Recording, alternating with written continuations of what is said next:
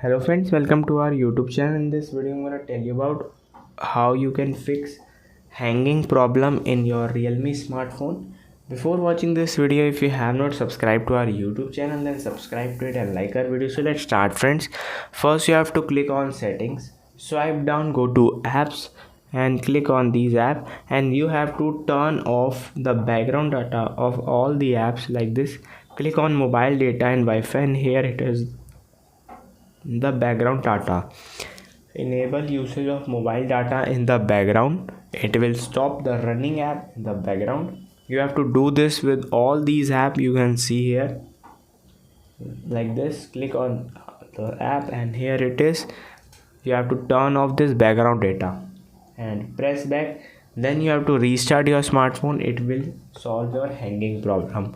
I hope you like this video. If you like this video, then subscribe to our YouTube channel for more helpful tips and tricks videos. See you next time.